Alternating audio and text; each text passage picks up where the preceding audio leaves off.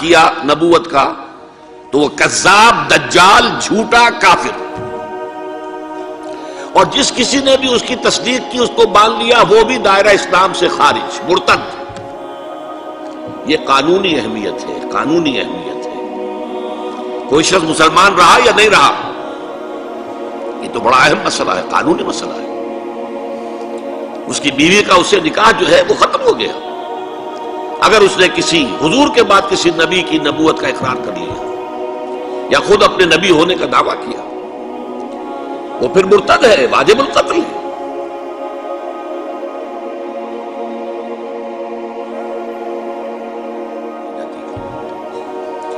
سورہ احزاب کی آیت ما کان محمد ابا احد من رجالکم ولکن رسول اللہ وخاتم النبیین.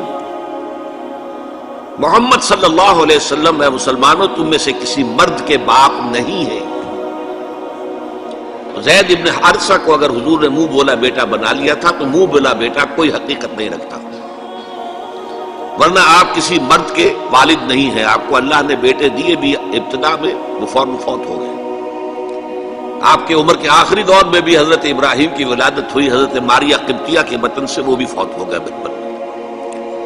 تو ما کان محمد ابا احد من رجالکم ولکن رسول اللہ وخاتم النبیین. وہ تو اللہ کے رسول ہیں اور نبیوں کی مہر ہیں، مہر لگ گئی. اب یہاں سے کوئی اور شے نہیں نکل سکتی، یہ بند ہو گیا راستہ. یہاں سے اب کسی اور نبوت کے اجرا کا سوال پیدا نہیں ہوتا.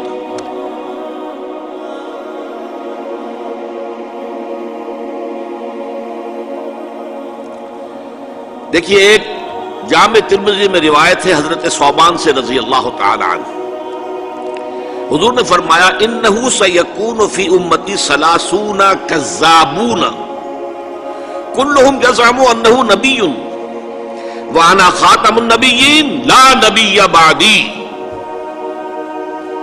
آپ نے فرمایا میری امت میں 30 افراد ایسے اٹھیں گے جو دجال ہوں گے، کذاب ہوں گے، جھوٹے ہوں گے. ان میں سے ہر شخص جو ہے یہ گمان کرتا ہوگا اپنے بارے میں کہ وہ نبی ہے، حالانکہ میں خاتم النبیین ہوں. اور خاتم النبیین کے معنی کیا؟ لا نبی بعدی، اب میرے بعد کوئی نبی نہیں ہوگا.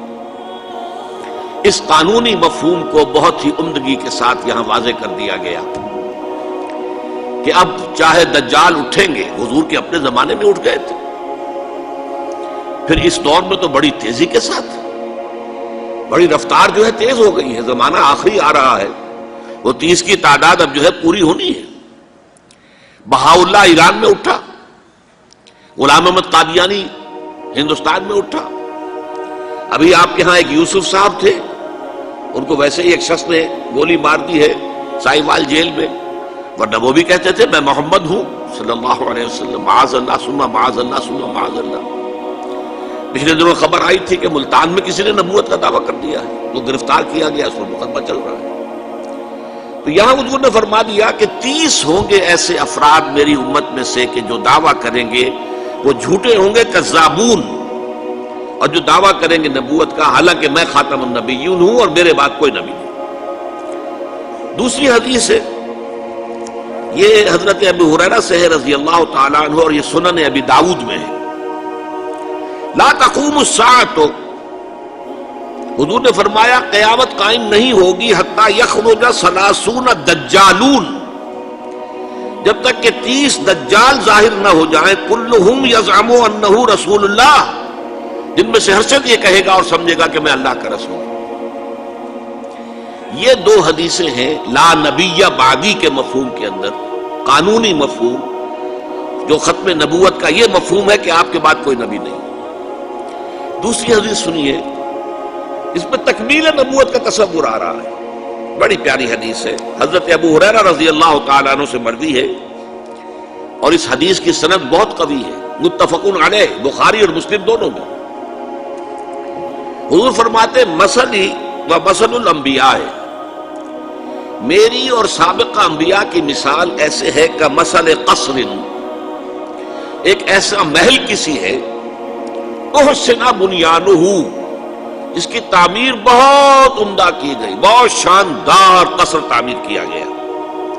وَتَكَ مِنْهُ مَوْضِعَ لَبْنَةٍ، لیکن ایک اینٹ کی جگہ چھوڑ دی گئی، ایک جگہ پر رکھنا چھوڑ دیا گیا، وہ کمی ایک تھی کہ جو اس کے اندر باقی تھی۔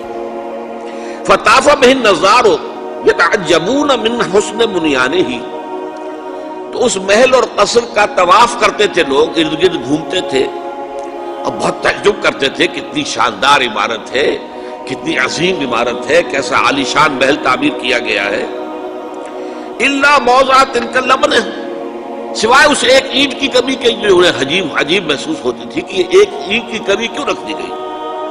اب حضور فرماتے فکنت انا، وہ اینٹ میں ہوں، صدقت موضع اللبنۃ، میں نے اس اینٹ کے رکھنے کو پورا کر دیا ہے۔ ختم بی البنیان، میرے ذریعے سے قصر رسالت کی تکمیل ہو گئی ہے۔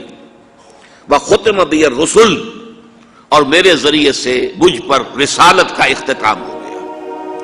اب یہاں محل اور محل میں ایک کمی اور اس کمی کا آپ کے ذریعے سے پورا ہو جانا، یہ ہے تکمیل نبوت و رسالت کا معاملہ۔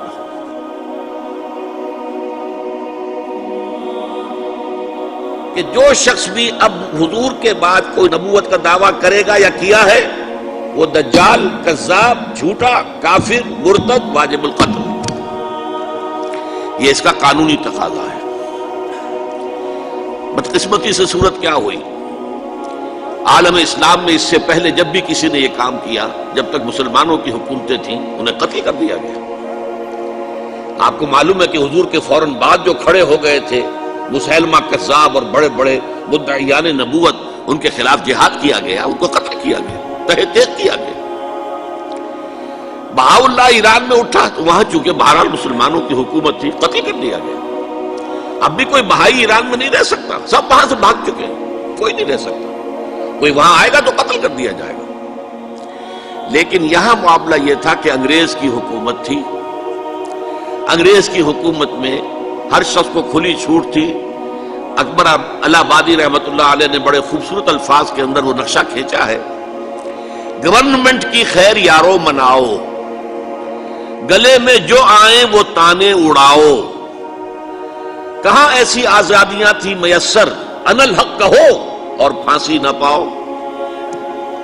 اگر اسلامی حکومت ہوتی، مسلمان حکومت ہوتی، چاہے اعلی معیاری اسلامی حکومت نہ بھی ہوتی، مسلمانوں کی حکومت ہوتی، تو جس نے ان الحق کہا منصور، وہ سولی چڑھا دیا گیا ہے نہیں؟ جس نے نبوت کا دعویٰ کیا وہ قتل کر دیے گئے کہ نہیں؟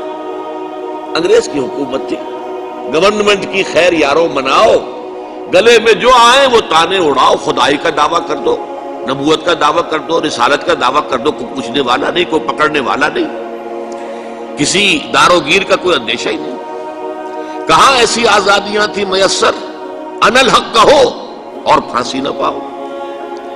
اسی زمانے میں ایک واقعہ یہ ہوا تھا، غلام احمد قادیانی نے ایک دعوتی خط لکھا کابل کے حکمران، اب میں بھول رہا ہوں کہ وہ امیر دوست محمد خان تھے یا امیر عبد الرحمن خان تھے، ان دونوں میں سے کسی کے سامنے وہ خط پہنچا۔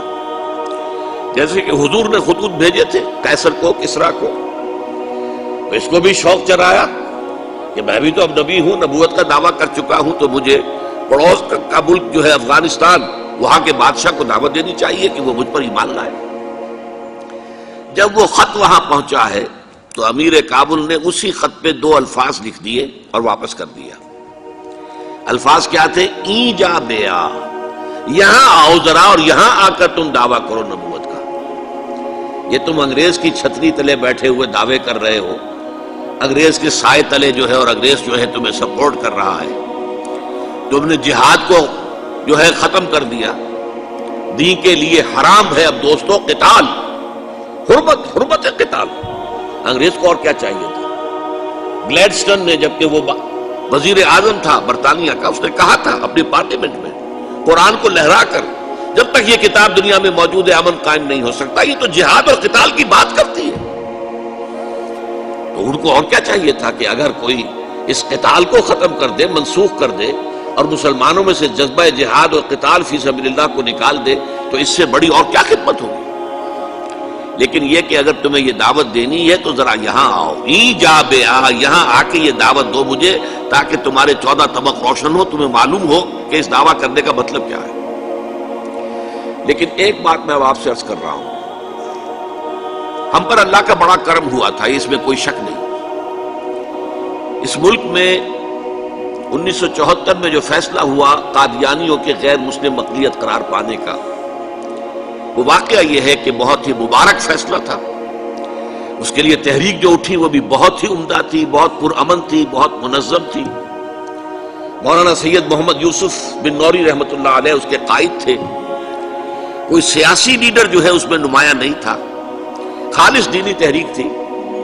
پھر اس وقت ہمارے ہاں حکمران ذوالفقار علی بھٹو، حالانکہ خالص سیکولر ذہن کا آدمی، اور قادیانیوں نے اسے سپورٹ کیا تھا 1970 کے الیکشن میں۔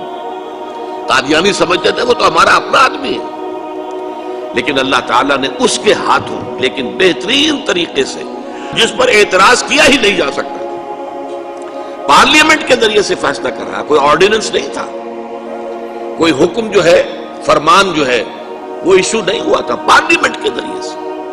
اور پارلیمنٹ کی ایک کمیٹی بنائی گئی جس میں کہ موقع دیا گیا کہ قادیانیوں کے سربراہ بھی آ جائیں، لاہوریوں کے سربراہ بھی آ جائیں۔ یہ دونوں سیکٹ جو ہیں قادیانیت کے، پہلے قادیانی تھے، اب وہ ربوائی ہیں، ربوے والے ہیں۔ لاہوری جیسے پہلے لاہوری تھے، آج بھی لاہوری ہیں۔ ان دونوں کے سرکردہ لوگوں نے آ کر وہاں پر اس کمیٹی کے سامنے پیش ہو کر بیانات دیے اور کہا، کھل کر کہا۔ ناصر احمد اس وقت جو ہے خلیفہ تھا ان کا، مرزا طاہر احمد کا غالباً بڑا بھائی مرزا ناصر احمد۔ انہوں نے کہا ہم نبی مانتے ہیں، غلام احمد قادیانی کو ہم نبی مانتے ہیں، ڈنکے کی چوٹ کہا۔ لہذا اس کے بعد پارلیمنٹ نے فیصلہ کیا یہ غیر مسلم ہے، اور صحیح فیصلہ کیا۔ لیکن یہ فیصلہ ادھورا ہے، یہ بات آج میں پہلی مرتبہ کہہ رہا ہوں، اسے نوٹ کر لیجیے۔ قادیانیت کے فتنے کو کوئی گزند نہیں پہنچا ہے ان کے غیر مسلم قرار دیے جانے سے۔ وہ فتنہ جوں کا توں پنپ رہا ہے، جوں کا توں پھیل رہا ہے، جوں کا توں وہ اپنے سرطان کی جڑیں پھیلا رہا ہے ہمارے معاشرے میں۔ اور ویسے یہ کہ عالمی سطح پر انہیں بڑی سرپرستی حاصل ہو گئی ہے، پوری دنیا جو ہے، مغربی دنیا، وہ ان کی سرپرستی کر رہی ہے۔ لیکن یہ کہ اندرون ملک بھی اس فتنے کا قلع قبا اگر ہو سکتا تھا تو صرف اس وقت جبکہ اس فیصلے کا جو قانونی اور منطقی تقاضا ہے وہ بھی پورا کیا جاتا، اور وہ یہ کہ مرتد کو قتل کی سزا دی جاتی ہے۔ اسلام میں مرتد کی سزا قتل ہے۔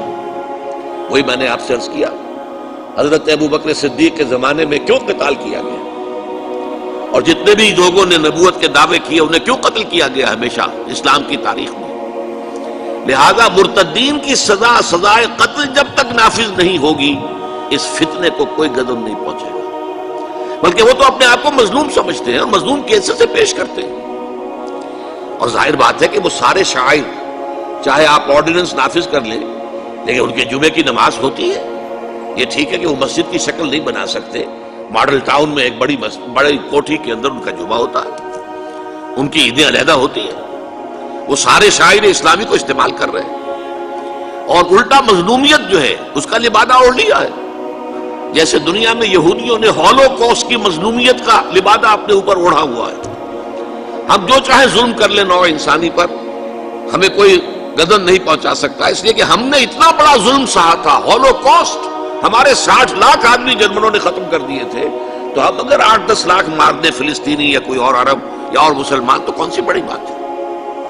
اسی طرح قادیانیوں نے مظلومیت کا لبادہ اوڑھا ہوا ہے، اور ان کو کوئی گزند نہیں پہنچا ہے جب تک کہ قتل مرتد کی سزا یہاں نافذ نہیں کی جائے گی۔ اس میں یہ ہونا چاہیے تھا کہ جس روز میں یہ فیصلہ ہوا، ڈکلیئر ہو جاتا ساتھ ہی، اب تک کے جو قادیانی ہیں آج کے اس تاریخ سے فیصلے سے پہلے وہ تو اقلیت قرار پائیں گے، انہیں قتل نہیں کیا جائے گا، لیکن اس فیصلے کے نفاذ کے بعد جو شخص بھی قادیانیت اختیار کرے گا اس پر قتل مرتد کی سزا، اس کی حد جاری کی جائے گی۔